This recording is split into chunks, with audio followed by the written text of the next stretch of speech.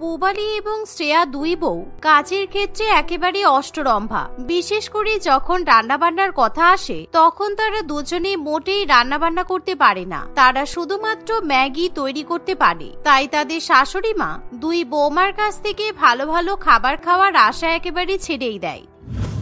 একদিন খুব সুন্দর আবহাওয়া দেখা দেয়, অর্থাৎ নদীর ধারে ঝিরিঝিরি বৃষ্টি পড়ে। তখনই দুই জায়ের মন ম্যাগি খাওয়ার জন্য উতলা হয়ে ওঠে। আজকের আবহাওয়াতে সবাই বাড়িতে বসে গরম গরম খিচুড়ি, বেগুন ভাজা, ইলিশ মাছ ভাজা খাচ্ছে, আর তোমরা বলছো ম্যাগি খাবে? কোনো ম্যাগি খাওয়া হবে না। যাও, নদীর পাড়ে জেলেরা বড় বড় ইলিশ মাছ নিয়ে বসেছে, দুজনে গিয়ে ভালো ভালো ইলিশ মাছ কিনে নিয়ে এসো। তারপর আমি গরম গরম খিচুড়ি রান্না করব আর ইলিশ মাছগুলো ভেজে নেব। দেখবে যেন ইলিশ মাছের পেটে বড় বড় ডিম থাকে। দূর, এই কাদার মধ্যে এখন আমি নদীর পাড়ে গিয়ে মোটেই ইলিশ মাছ কিনতে পারবো না। এই ছোট, তুই যা না, গিয়ে ইলিশ মাছ কিনে নিয়ে আয়। না, আমি একা নদীর পাড়ে যাব না, তোমাকে আমার সঙ্গে যেতে হবে। আমরা দুজনে মিলে গিয়ে ইলিশ মাছ কিনে নিয়ে আসি, চলো। শ্রেয়া এই কথা বললে পূবালীর কিছু করার থাকে না, তাই তারা তখনই ইলিশ মাছ কিনতে বেরিয়ে পড়ে। কিন্তু শ্রেয়া ইলিশ মাছ না কিনে সাধারণ মুদির দোকানে যায়, কারণ সে এখন বেশি বেশি করে ম্যাগি কিনতে চায়।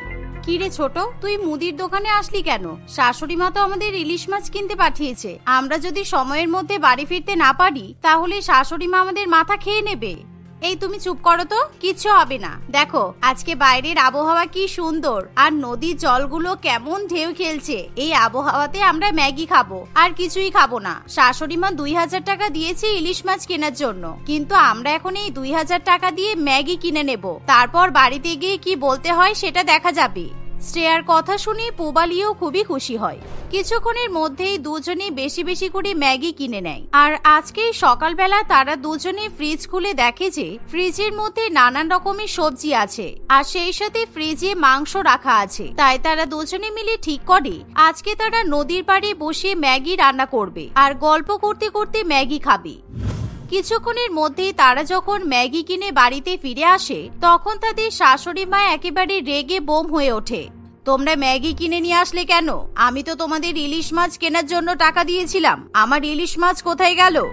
আমরা ইলিশ মাছ কিনতে গিয়েছিলাম মা, কিন্তু নদীর পাড়ে গিয়ে দেখি সব জেলেগুলো কেমন বাসি ইলিশ মাছ নিয়ে বসে আছে। তারপর আমরা যখন জিজ্ঞাসা করলাম তখন বলল আজকে নাকি নদীতে ভালো ইলিশ মাছ ওঠেনি, তাই কালকের পচে যাওয়া বাসি ইলিশ মাছগুলো ওরা বিক্রি করছে।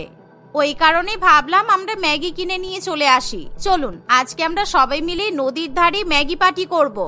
দুই বৌমার কথা শুনে শাশুড়ি মা খুবই রেগে যায়, কিন্তু দুই বউ তাদের শাশুড়ি মায়ের দিকে তাকায় না। তারা ঘর থেকে বড় বড় দুটো ছাতা বের করে নিয়ে আসে। তারা দুজনে মিলে নদীর ধারে একটা মাদুর বিছিয়ে নেয়, মাথার উপর ছাতাটাও ঠিক মতো বসিয়ে নেয়। এমন সময় দুজনে নদীর ধারে বসে সুন্দর করে ম্যাগি তৈরি করতে শুরু করে। আমাদের ম্যাগি পার্টিটা খুব ভালো হচ্ছে বল, কারণ এরকম প্রত্যেক দিন যদি নদীর পাড়ে বসে ম্যাগি রান্না করে খাওয়া যায় তাহলে তো কোনো কথাই হবে না। কথাটা তুমি মন্দ বলনি, কারণ আমরা তো রান্না বান্না করতে পারি না আর প্রত্যেকদিন বাড়িতে ম্যাগি রান্না করে খাই। সুতরাং আমরা এবার থেকে নদীর ধারে বসে বসে ম্যাগি রান্না করে খাবো, এতে করে আমাদের ম্যাগি পার্টি হয়ে যাবে। এভাবেই দুই বউ নদীর ধারে বসে ম্যাগি পার্টি করতে ব্যস্ত থাকে, যা দেখে তাদের শাশুড়ি মা মোটেই সহ্য করতে পারে না। এভাবেই দেখতে দেখতে কিছুদিন কাটে। একদিন রাত্রিবেলা, দূর কি খিদে পেয়ে গেছে, কিছুতেই রাত্রিবেলা ঘুম আসছে না। শ্রেয়াকে বললাম একটু বেশি করে ম্যাগি রান্না কর, কিন্তু ও আমার কথা শুনলো না। ওরকম এক প্যাকেট ম্যাগি খেলে কি কারো পেট ভরে? রাত্রিবেলা কম ম্যাগি খাওয়ার ফলে পূবালীর কিছুতেই ঘুম আসতে চায় না। অন্যদিকে তার ছোট জায়েরও একই রকম অবস্থা হয়, কারণ আজকে রাত্রিবেলা তারা দুজনে এক প্যাকেট করে ম্যাগি খেয়েছে। তাই কিছুক্ষণের মধ্যে দুজনে মিলে বাড়ির বাইরে বেরিয়ে হাঁটাচলা করতে শুরু করে। দিদি, এখন রাত্রিবেলা নদীর পাড় কিন্তু পুরো ফাঁকা থাকবে, কারণ সবাই ঘুমাচ্ছে। তাই চলো আমি আর তুমি দুজনে মিলে নদীর পাড়ে বসে ম্যাগি রান্না করে খেয়ে নি, তাহলে আমাদের কেউ জ্বালাতন করতে পারবে না। পূবালী মনে মনে খুবই আনন্দিত হয়, কারণ সেও এতক্ষণ ধরে এটাই ভাবনা চিন্তা করে আসে। কিছুক্ষণের মধ্যেই দুজনে মিলে আবার নদীর পাড়ে গিয়ে ম্যাগি রান্না করে আর বেশি বেশি করে ম্যাগি খেতে শুরু করে। তারা দুজনে ম্যাগি খেতে খেতে নদীর পাড়ে বসে খুবই জোরে জোরে হাসাহাসি করে। ঠিক তখনই তাদের শাশুড়ি মায়ের ঘুম ভেঙে যায়। একি নদীর পাড় থেকে এরকম নাকি নাকি গলায় হাসির শব্দ শোনা যাচ্ছে কেন? সবাই বলে নদীর পাড়ে শেওড়া গাছের পেতনি আছে, তাহলে কি পেতনি নদীর পাড়ে ঘুরছে? এবার কি হবে? এরকম বিকট হাসির শব্দ আমার তো হার্ট অ্যাটাক করে যাবে। নদীর পাড়ে পেতনি এসেছে, উরি বাবা রে। বিপাশা দেবী ভয়ে চোটে কাঁপতে শুরু করে। নিমিষের মধ্যেই তার শরীরে জ্বর চলে আসে, কিন্তু সে খাট থেকে নেমে নদীর পাড়ে গিয়ে দেখার সাহস পায় না। এভাবেই পেতনির ভয়ে তার সারা রাত ভীষণই শরীর খারাপ করে। অন্যদিকে দুই বৌমা সারা রাত ধরে ম্যাগি পার্টি করার পর নিজেদের ঘরে এসে ঘুমিয়ে পড়ে। পরের দিন সকালবেলা যখন তারা দুজনে তাদের শাশুড়ি মায়ের ঘরে যায়, মা, আপনার গায়ে তো ধুম জ্বর, মনে হচ্ছে আপনার খুব শরীর খারাপ, এখনই ডাক্তার ডাকতে হবে। এখন কোথায় ডাক্তার পাবে দিদি? তুমি জানো না এই নদীর ধারে কোনো ডাক্তার বাড়িতে এসে পেশেন্ট দেখতে চায় না? তাই চলো নদীর ধারে যে ডাক্তারের চেম্বারটা আছে সেখানে মাকে নিয়ে যাই। না না, তোমরা আমাকে ছেড়ে দাও, আমি কিছুতেই নদীর পাড়ে যাব না, কারণ ওখানে পেতনি ঘোরাফেরা করে। কালকে রাত্রিবেলা ওই পেতনির বিচ্ছিরি বিকট হাসিতেই আমার জ্বর চলে এসেছে। এখন ও যদি আমার ঘাড় মোটকে দেয় তখন কি হবে বলো তো? ওরে বাবা রে, না না, আমি যাব না। শাশুড়ি মায়ের মুখে এরকম কথা শুনি দুই বৌমা জোরে জোরে হেসে ওঠে। আরে মা, আপনি কি ভীতু? কালকে রাত্রিবেলা পেতনি হাসছিল না, আপনি ভুল ভেবেছেন। ওটা তো আমি আর শ্রেয়া হাসাহাসি করছিলাম। কালকে রাত্রিবেলা আমাদের খুব খিদে পেয়েছিল, তাই আমরা নদীর পাড়ে গিয়ে ম্যাগি পার্টি করছিলাম। আমরাই তো দুজনে হাসাহাসি করছিলাম। আপনি ভেবেছেন পেতনি? আপনি তাহলে আপনার দুই বৌমার হাসি চিনতে পারলেন না? কি সাংঘাতিক তোমাদের এই ম্যাগি পার্টির জন্য কোনোদিন আমি হার্ট অ্যাটাক করে মারা যাব। এরকম মাঝরাত্রিবেলা পেতনিদের মতো নদীর পাড়ে গিয়ে কেউ ম্যাগি খায়? আজকে থেকে তোমাদের দুই বৌমার বাড়ি থেকে বেরোনো বন্ধ, আর তোমরা কোনোদিনও ম্যাগিও খাবে না। এমন কথা শুনে দুই বৌমা বিপদে পড়ে, কিন্তু তারা শাশুড়ি মায়ের কথা একেবারেই মানতে চায় না। এভাবেই দু একদিন কাটে। একদিন কিছুদিন ধরে নদীর জলটা এমন বেড়েছে যে একটু নদীর পাড়ে গিয়ে ম্যাগি রান্না করে খেতে পারছি না, ভালো লাগছে না। আরে তুমি চিন্তা করছো কেন? আজকে খবরে দেখাচ্ছিল যে নদীতে ভাটা পড়বে আর নদীর জল নিচে নেমে যাবে, তাই আজকে তুমি আর আমি দুজনে মিলে নদীর ধারে গিয়ে ম্যাগি রান্না করে খেতে পারবো। কিন্তু দুজনে মিলে ম্যাগি পার্টি করতে ভালো লাগে না, একটু যদি পার্টিতে লোকজন হয় তাহলে খুব ভালো হয়, বলো? হ্যাঁ, ঠিক বলেছিস। তাহলে ফোন করে আমাদের বন্ধু বান্ধবীদের নিমন্ত্রণ কর, কারণ ওরাও তো আমাদের মতো কামচোর, ম্যাগি ছাড়া কিছুই রান্না করতে পারে না। আমরা সবাই মিলে আজকে নদীর পাড়ে ম্যাগি পার্টি করব। পূবালির কথা শুনে শ্রেয়া একেবারে রাজি হয়ে যায়। কিছুক্ষণের মধ্যেই তারা নিজেদের বান্ধবীদের ফোন করে নদীর পাড়ে ম্যাগি পার্টিতে ইনভাইট করতে শুরু করে। তাদের বান্ধবীরা অত্যন্ত খুশি হয়, কারণ তারা অনেক ধরনের পার্টি করেছে, কিন্তু এরকম নদীর ধারে বড়সড় ম্যাগি পার্টি করেনি। কিছুক্ষণের মধ্যেই সবাইকে নিমন্ত্রণ করা হয়ে গেলে দুই যা বেশি বেশি করে ম্যাগি কিনে নিয়ে চলে আসে। তারা নদীর পাড় খুব সুন্দর করে সাজাতে শুরু করে। সেখানে বড় বড় মাদুর পেতে তারা ছাতা লাগিয়ে নেয়। ছোট গ্যাস ওভেন বসিয়ে ম্যাগি পার্টির সব ব্যবস্থাপনা করে ফেলে। ধীরে ধীরে তাদের সব বান্ধবীরা নদীর পাড়ে এসে উপস্থিত হয়। ওয়াও, তোদের নদীর পাড় কি সুন্দর, আর এত ম্যাগি! ওরে বাবা, আমার তো ভীষণ লোভ লাগছে। চল আমরা সবাই ম্যাগি খেতে শুরু করি। আরে দাঁড়া, এখন আরো ম্যাগি রান্না করতে হবে, তারপর খাওয়া দাওয়া করব।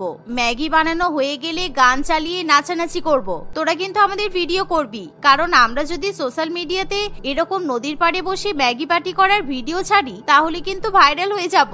পূবালির কথা শেষ হতে না হতেই তার বন্ধু বান্ধবীরা নদীর বেশ কিছুটা কাছাকাছি চলে যায়।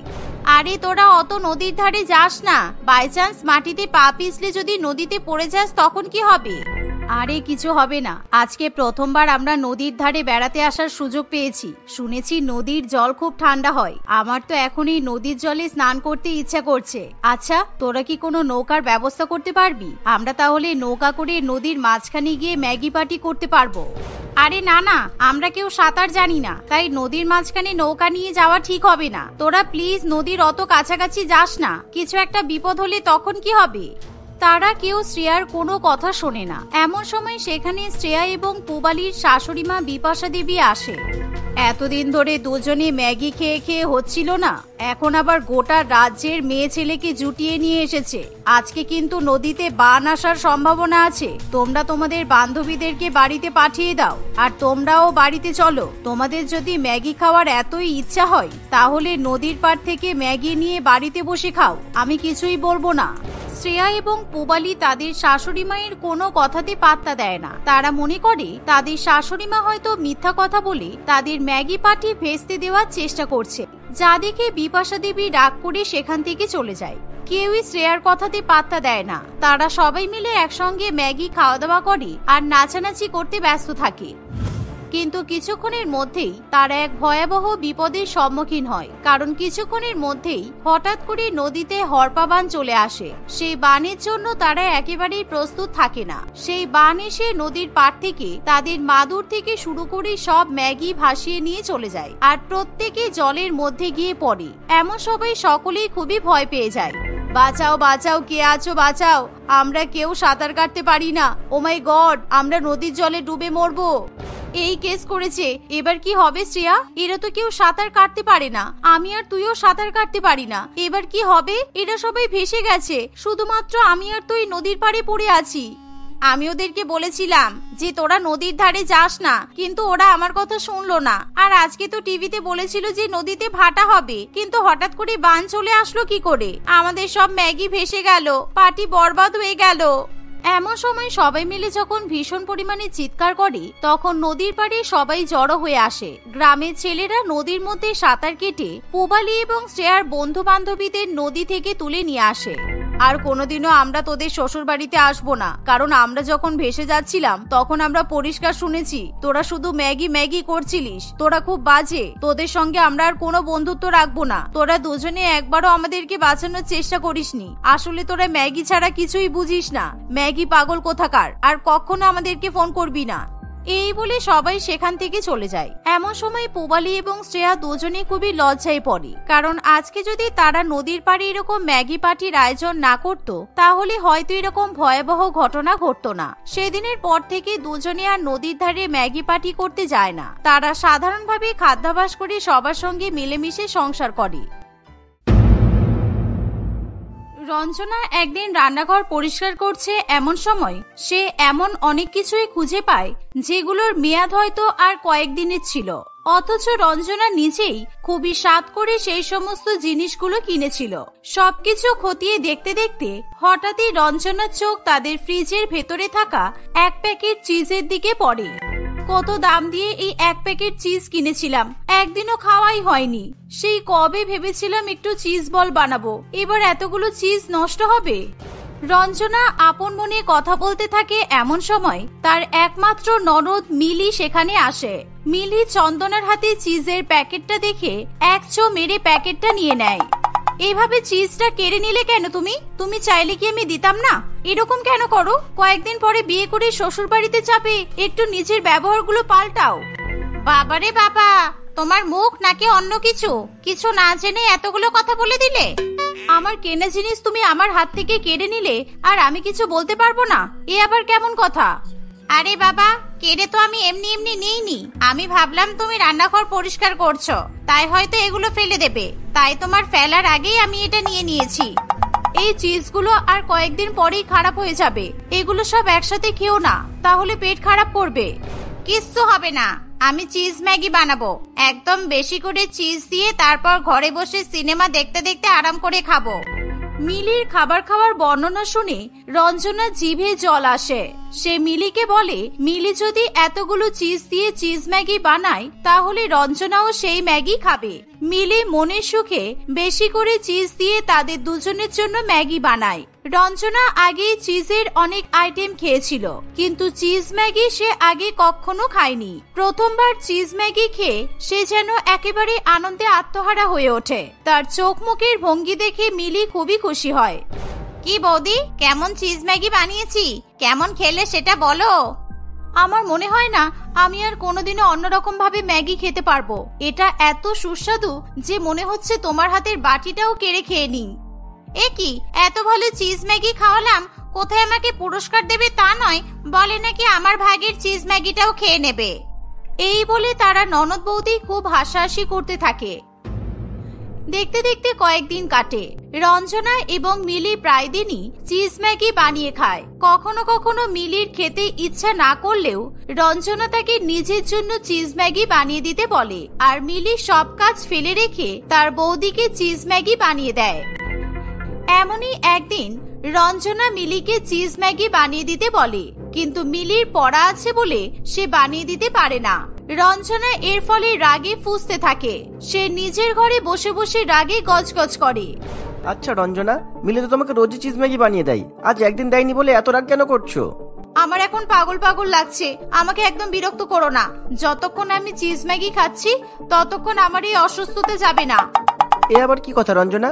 ম্যাগি না পেলে অসুস্থ বোধ করবে? যা খুশি তাই একটা বলে দিলেই হলো, তাই না? আর সারাদিন সারা বাড়ির সমস্ত রান্না তো তুমিই করো, তাহলে এইটুকু একটা চিজ ম্যাগি নিজে হাতে বানিয়ে নিতে পারো না? না, পারি না। মিলি খুব সুন্দর চিজ ম্যাগি বানায়। ওর হাতে চিজ ম্যাগিতে যে ব্যাপারটা আছে না, সেটা আর কোথাও নেই। রেস্টুরেন্টে চিজ ম্যাগি ও মিলির বানানো চিজ ম্যাগির কাছে দুধ ভাত। আমিও চেষ্টা করেছি, তবে ওর মতো ভালো করে পারি না, জানো?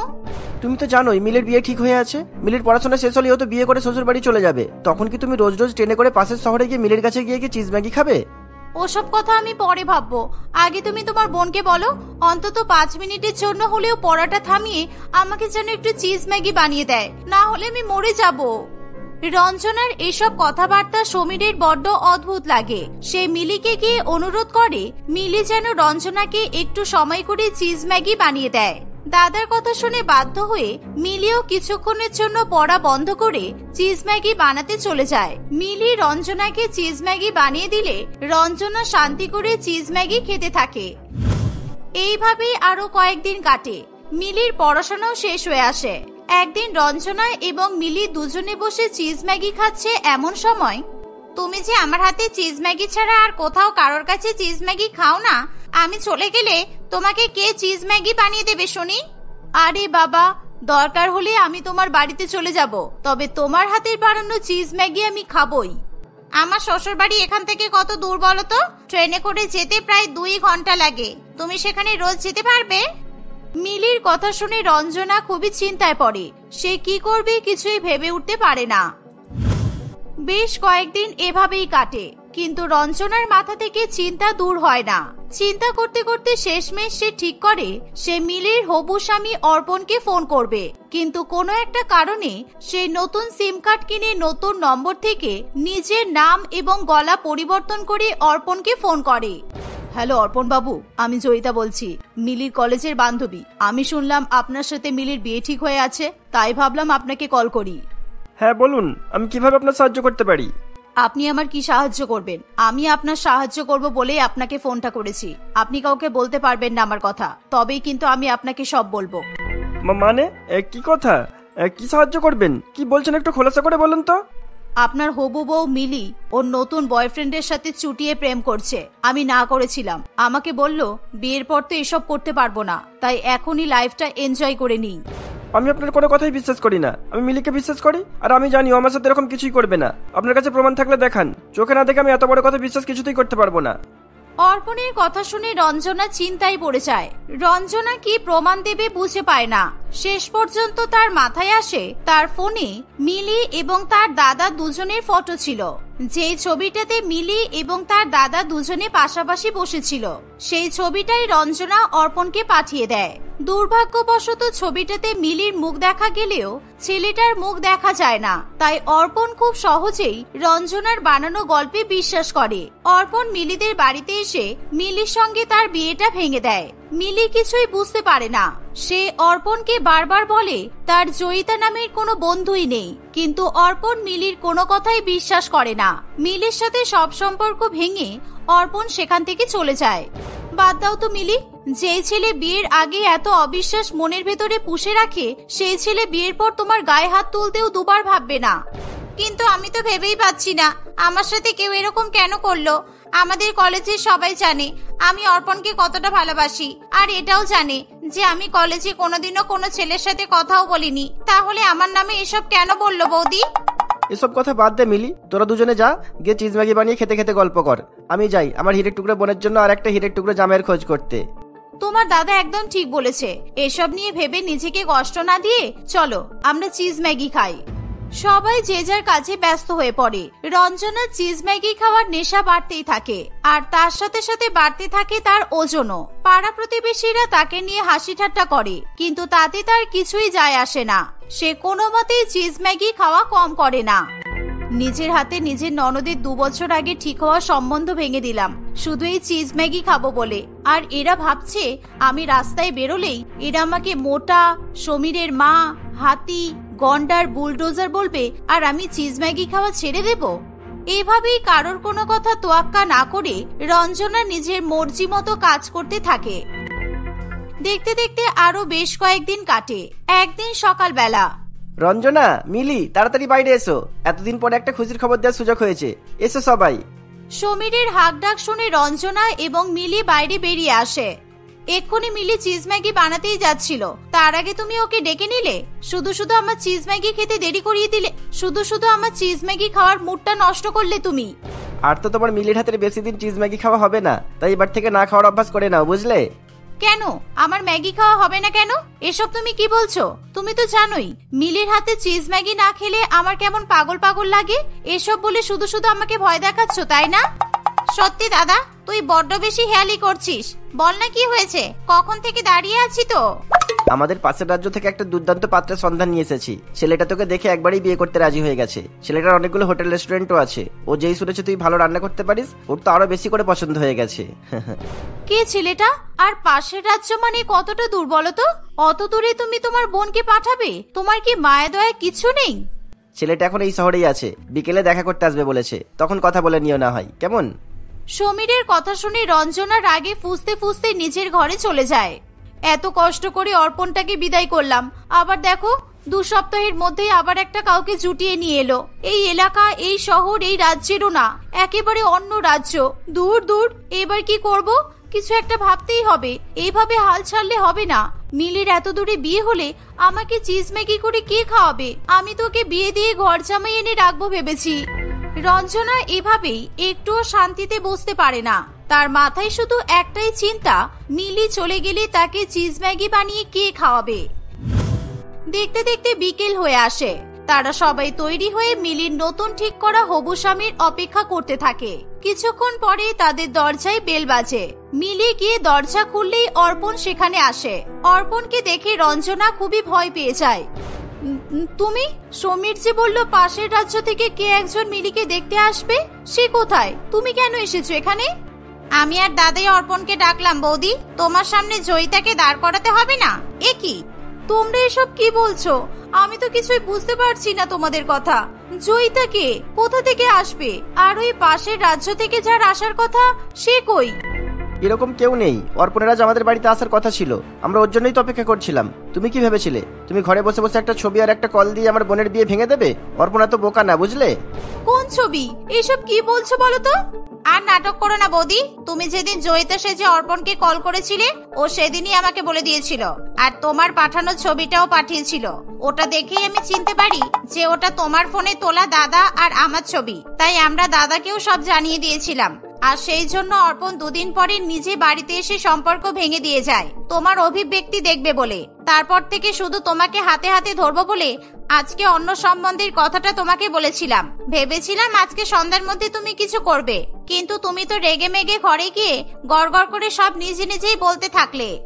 তুমি শুধুমাত্র চিজ ম্যাগি খাওয়ার জন্য এত নিচে নামতে পারো, আমি ভাবতেও পারছি না। সবার কাছে ধরা পড়ার পর রঞ্জনা লজ্জায় কারোর দিকে তাকাতে পারে না। সে সবার কাছে বারবার করে ক্ষমা চায়। সৌভাগ্যবশত সবাই তাকে ক্ষমা করেও দেয়, কিন্তু মিলি কথা দেয় সে আর কোনোদিনও তার বৌদিকে চিজ ম্যাগি বানিয়ে খাওয়াবে না। এই ঘটনার কয়েকদিন পর মিলি বিয়ে করে শ্বশুর বাড়িতে চলে যায়।